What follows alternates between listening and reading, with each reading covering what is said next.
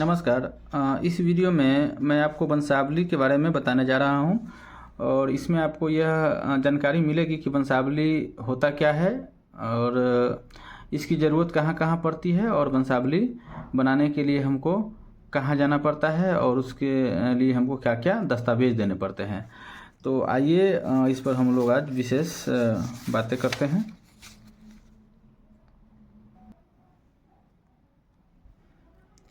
वंशावली को ही हम लोग वंश वृक्ष भी कहते हैं या कुर्सीनामा भी बोलते हैं।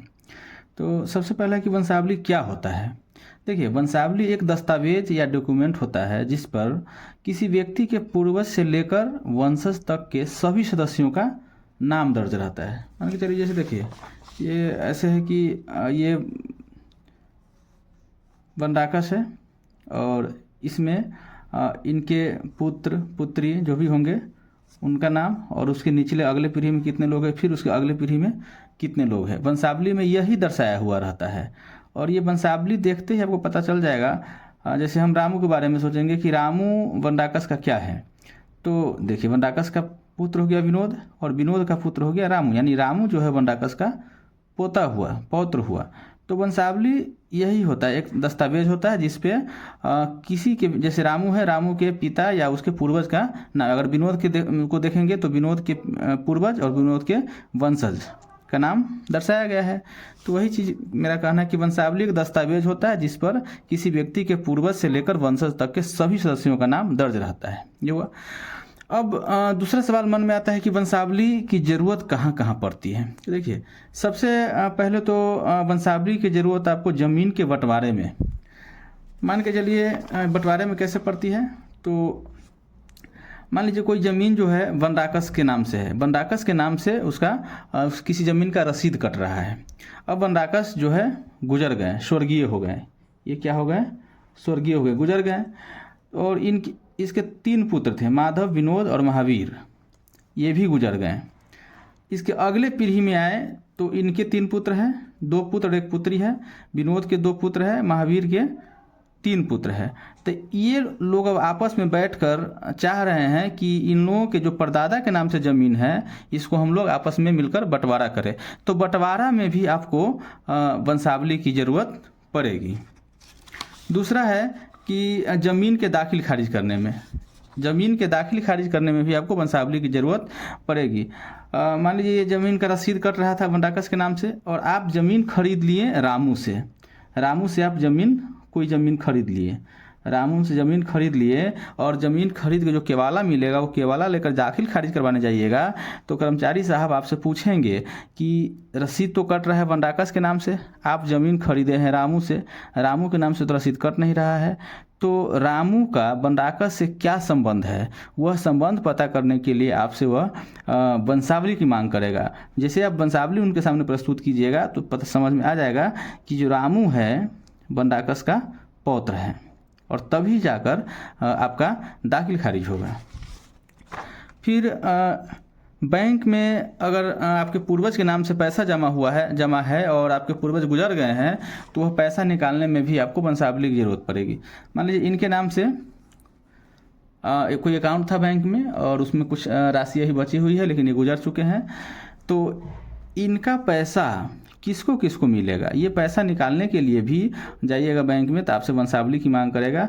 तभी ना इस सब जैसे में इन सब लोगों को मिलेगा पैसा, जितने इनके वंशज होंगे सबको पैसा मिलेगा, उसमें भी आपको वंशावली की ज़रूरत पड़ेगी। फिर पूर्वज के ज़मीन पर बैंक से लोन लेने के लिए भी आपको वंशावली की ज़रूरत पड़ेगी। आवास योजना का लाभ लेने के लिए भी वंशावली की ज़रूरत पड़ेगी। ज़मीन सर्वे में तो आजकल देख ही रहे हैं, जो अब वर्तमान में ज़मीन सर्वे चल रहा है उसमें वंशावली की ज़रूरत पड़ती है। तो इन सारे जगह पे वंशावली की ज़रूरत पड़ती है। अब जो है अब सवाल आता है कि वंशावली बनता कैसे है और क्या क्या डॉक्यूमेंट देने पड़ते हैं। तो मैं आगे बता रहा हूँ कि कैसे बनता है। वंशावली बनाने के लिए सबसे पहले आपको एक आवेदन लिखना होगा पंचायत सचिव के नाम से कि सेवा में पंचायत सचिव महोदय, पंचायत जो भी होगा पंचायत का नाम यहाँ लिख देंगे, प्रखंड लिख देंगे, जिला लिख देंगे और आगे लिखेंगे विषय वंशावली प्रमाण पत्र निर्गत करने के संबंध में। महाशय, सविनय निवेदन पूर्वक कहना है कि मैं, जो आवेदक बनेगा वो आवेदक अपना नाम लिख देगा, मान लीजिए आपको अपना वंशावली बनवाना है कि मेरे दादाजी से शुरू करना है और मेरी पीढ़ी तक बनाना है, तो आप एक अपना आवेदक का नाम लिखिएगा कि मैं जो भी नाम है, पिता का नाम, ग्राम का निवासी हूँ। एक आवश्यक कार्य हेतु मुझे वंशावली प्रमाण पत्र की आवश्यकता है। आवश्यक दस्तावेज आवेदन में संलग्न है, अतः श्रीमान से निवेदन है कि मुझे मेरा वंशावली प्रमाण पत्र निर्गत करने की कृपा प्रदान किया जाए। आपका विश्वासी अपना नाम लिख देंगे, पिता का नाम लिखेंगे, ग्राम लिखेंगे, पंचायत लिखेंगे, प्रखंड, जिला और अपना मोबाइल नंबर लिख देंगे। ये लिख देंगे और एक वंशावली का फॉर्म मिलेगा मार्केट से, वो ले लेना होगा। ऐसे मैं वंशावली फॉर्म जिसका PDF मैं लिंक में डिस्क्रिप्शन में डाल दूंगा, आप वहाँ से डाउनलोड कर सकते हैं। ये आवेदन लिखने के बाद आपको जो ये वंशावली का फॉर्म जो है इसको फिलअप करना होगा। सेवा में माननीय सरपंच महोदय, ग्राम कचहरी जो आपका पंचायत का नाम होगा वो यहाँ लिख देंगे, और द्वारा में जो है पंचायत सचिव महोदय है, ग्राम पंचायत राज, पंचायत का नाम यहाँ लिख देंगे, प्रखंड यहाँ लिख देंगे, जिला का नाम जो होगा यहाँ लिख देंगे, विषय तो है ही, यहाँ पर लिखेंगे मैं शपथ करता है, यानी जो आवेदक है वो अपना नाम लिखेंगे, पिता का नाम लिख देंगे, वार्ड संख्या अपना, ग्राम का नाम, पोस्ट का नाम, थाना, पंचायत, यहाँ पे प्रखंड का नाम, जिला का निवासी हूँ, मुझे एक जो भी आवश्यक कार्य हेतु वंशावली प्रमाण पत्र की आवश्यकता है और मेरे परिवार की वंशावली निम्न प्रकार है। आप अपने अनुसार बना लीजिएगा। मैं ऐसे एग्जाम्पल के लिए बना दिया हूँ कि वनराकस कोई है, वनराकस किसी गांव का आदमी है, उसके पिता का नाम भूषण प्रसाद है और उसके जो है 3 लड़के हैं, एक माधव, विनोद, महावीर, तीनों का नाम लिख दिया इस लाइन में। अब माधव के भी नीचे जाएंगे, अगर देखें माधव को संतान है तो माधव के नीचे का लकीर खींचेंगे और ऐसे देख ली माधव के 2 लड़का है, सोनू, मोनू और गीता, ये बना दिए। विनोद के देखे 2 लड़का है, रामू, श्यामू। आगे बढ़ के देखे रामू को भी 2 लड़का है, मतलब एक लड़का एक लड़की है, रामू का एक लड़का महेश हो गया, सीता को ये भी लिख दिए। अब मान के चलिए अगर श्यामू मृत हो गया है तो स्वर्गीय लिख देंगे, और इसकी पत्नी जीवित है तो पत्नी का नाम लिख देंगे। और उसके बाद महावीर है, इसका भी 3 लड़का है, मोहन, सोहन, रोहन। सोहन के 2 लड़के हैं, दोनों का नाम लिख दिए। इस प्रकार से इसमें आपको अपने अनुसार आपके परिवार में कहाँ से शुरू करना है। जनरली लोग जहाँ से ज़रूरत है, मान लीजिए आपके परदादा के नाम से ज़मीन है तो परदादा से शुरू करेंगे और आप अपने पीढ़ी तक आकर रुक जाएंगे, या आपके मान लीजिए दादा के नाम से ज़मीन है, दादा गुजर गए हैं तो दादा के नाम से यहाँ दादा के नाम स्टार्ट होगा, उसकी अगला पीढ़ी आपके पिता का नाम, फिर आपका अपना पीढ़ी। या मान लीजिए पिताजी के नाम से था, पिताजी गुजर गए हैं तो यहाँ पिताजी का नाम लिखाएगा और इसमें आपका अपना पीढ़ी, कितने भाई हैं आप, कितने भाई बहन हैं, सबका नाम लिख देंगे। और वर्तमान में आप अपने बहन या पुत्री का नाम भी लिखना है, उसको छुपाना नहीं है। इतना करने के बाद आप जो आवेदक होंगे वो अपने आप यहाँ हस्ताक्षर कर देंगे या अंगूठा का निशान लगा देंगे और अपना मोबाइल नंबर लिख देंगे। इस पेज को भरने के बाद जो अगला पेज है ये एफिडेविट है, बनाना पड़ता है। ये फर्स्ट क्लास मजिस्ट्रेट से आपको एफिडेविट बनाना पड़ेगा, इसका ये प्रारूप है। जाइएगा आप फर्स्ट क्लास मजिस्ट्रेट के पास, उनको बोलिएगा कि वंशावली के लिए मुझे एफिडेविट बनाना है, वो आपको बना देगा, यही उसका प्रारूप है। और जैसे ये फिलअप किए हैं इसी के अनुसार आप यहाँ फिलअप कर लेंगे और सारा चीज़ भर के यहाँ पर साइन कर देना है। अगला पेज पे वंशावली प्रमाण पत्र के लिए आपको अनुशंसा पत्र है। इसमें जो है इसमें भी आपको आवेदक का नाम लिखना होगा, पिता पति का नाम, वार्ड, ग्राम, पोस्ट, थाना, पंचायत, प्रखंड, जिला, ये सब लिख के, और गवाह आपको कम से कम 4 गवाह का नाम देना होगा, 1 2 3 4, चारों गवाह देना होगा आपके। और वो जो गवाह है आपके वंशज या जो मतलब आपका रिलेटिव नहीं होना चाहिए, और उसका जो एज है 18 वर्ष से अधिक होना चाहिए, मतलब आपके गांव के अगल बगल के लोग होने चाहिए जो गवाह बनेगा। गवाह का पिता पति का नाम लिखाएगा और उसका मोबाइल नंबर भी लिखाएगा, और सभी गवाहों का जो है आधार संख्या भी देना होगा, और साथ ही साथ आधार का एक जीरोक्स भी लगाना पड़ेगा, और सभी गवाहों का हस्ताक्षर आपको यहाँ करवाना पड़ेगा।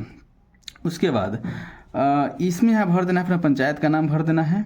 और इतना कर लेने के बाद आपका जो वार्ड का एक पंच होता है, हर वार्ड में एक पंच होता है, पंच से ऊपर सरपंच, तो यहाँ पर पंच का हस्ताक्षर और मुहर करवाना पड़ेगा। यहाँ पे आपका वार्ड सदस्य का हस्ताक्षर और मुहर करवाना पड़ेगा।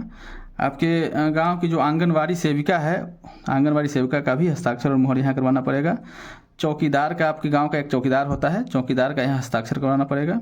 और आपके गांव के जो मुखिया जी हैं, मुखिया जी का भी हस्ताक्षर और मुहर यहाँ पे करवाना पड़ेगा। इतना करने के बाद जो है आप पंचायत सचिव, यहाँ पंचायत राज आपके जो पंचायत का नाम है वो लिख देंगे, प्रखंड लिख देंगे। ये फॉर्म फिलअप हो गया। उसके बाद अगला फॉर्म जो है इसमें आप इसको आप छोड़ भी सकते हैं, ये भरना जो है ऑफिस का काम है, या नहीं तो आप इसमें इतना कर सकते हैं कि आप अपना नाम, पिता पति का नाम, ग्राम, मोहल्ला, वार्ड, पोस्ट, थाना, जिला लिख देंगे। और जो आप एफिडेविट बनवाएंगे फर्स्ट में से उसका शपथ पत्र का संख्या रहेगा और किस डेट को बनाए वो दिनांक रहेगा और पंचायत का नाम यहाँ रहेगा। ये सब भर के छोड़ देना है। बाकी ये सूचना संख्या सरपंच साहब का काम है, ये यहाँ पर ग्राम पंचायत लिख देंगे, प्रखंड लिख देंगे, जिला लिख देंगे। ये ऑफिस से भराएगा, ये यहाँ ऑफिस से भराएगा और यहाँ पे सरपंच साहब का हस्ताक्षर मोहर होगा, वो कर देंगे। ये पेज हो गया। इसके बाद अगला पेज जो है यहाँ इसको भरना नहीं है, यही आपको जो है वंशावली बन के मिलेगा। जो आप दिए हैं, जो आप फॉर्म भरे हैं और जो एफिडेविट लगाए हैं और सरपंच साहब अपना जांच करके उस जांच के आलोक में आपका यहाँ पे वो बना देंगे जो सही चीज़ है। हो सकता है कि आप अपने अनुसार किसी को छुपा दिए हो, किसी सदस्य का नाम छोड़ दिया हो, या हो सकता है बहन का नाम छोड़ दिया हो, या किसी भाई का ही नाम छोड़ दिया हो। वो सरपंच साहब अपना जाँच करके इसमें वो अपने अनुसार लिख के सारा साइन मोहर करके भेज देंगे। ये ऑफिस का काम है। और ये वाला फॉर्म जो है ये भी ऑफिस से ही भराएगा। ये फॉर्म इस प्रकार आपका फिलअप हो गया। इस प्रकार इस फॉर्म को फिलअप कर लेना है। फिलअप करने के बाद इस फॉर्म को जाके आपको देना कहाँ है, आप अपने पंचायत भवन में चले जाएंगे। पंचायत भवन में आपके जो पंचायत सचिव होंगे उनको इस फॉर्म को दे देना है। फॉर्म देने के बाद आपको वापस आ जाना है। अब इसके आगे क्या होगा, पंचायत सचिव इसी पे अग्रसरित कर देंगे, यानी फॉरवर्ड करेंगे सरपंच साहब के पास। पंचायत सचिव के द्वारा यह जो फॉर्म है सरपंच साहब के ऑफिस में चला जाएगा। अब सरपंच साहब आपके फॉर्म का जांच करेंगे और स्थानीय स्तर पर अपना वो पूछताछ कर लेंगे कि इसमें जो आपके द्वारा जो जानकारी भरी गई है वो सही है या गलत है।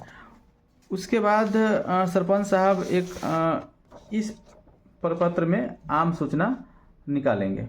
ये जो है आम सूचना इस पे निकालेंगे, इसमें सारा चीज़ वो फिलअप कर लेंगे। और यह आम सूचना जो 1 सप्ताह का है ये आम सूचना में रहेगा। 1 सप्ताह के अंदर यदि वहाँ के किसी को भी अगर इस पर कोई आपत्ति होगी तो वो आकर अपना आपत्ति दर्ज करेगा कि ये जो वंशावली बनाया जा रहा है इसमें किसी का नाम छोड़ दिया गया है या किसी का नाम गलत तरीक़ा से ऐड कर दिया गया है।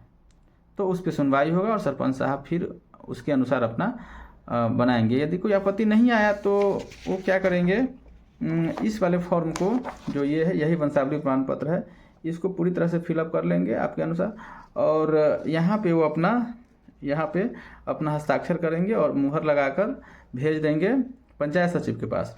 पंचायत सचिव इसी पे अपना वो काउंटर साइन करेंगे और अपना एक फाइल मेंटेन करके वहाँ से आपको यही फॉर्म ये जो है इसकी एक प्रति आपको मिल जाएगी। और जो रिसीव करेंगे, मान लीजिए आप रिसीव करेंगे तो इस पर आपको आपका सिग्नेचर करना होगा। इस प्रकार आपका वंशावली बनकर आपको मिल जाता है। आपने देखा कि वंशावली बनाना कितना आसान है। उम्मीद करता हूँ कि आपको मेरी द्वारा बताई गई जो बातें हैं वो समझ में आ गई होंगी। कैसे बनाना है, क्यों इसकी ज़रूरत है और कहाँ से बनेगा, क्या क्या दस्तावेज देना होगा, ये सारी बातें मैंने बता दिया है। इस फॉर्म का जो है PDF मैं डिस्क्रिप्शन में डाल दिया हूँ, आप वहाँ से जाकर डाउनलोड कर सकते हैं। यदि फिर भी कोई डाउट हो, कुछ पूछना हो तो आप कमेंट में अपना सवाल पूछ सकते हैं। तब तक के लिए धन्यवाद।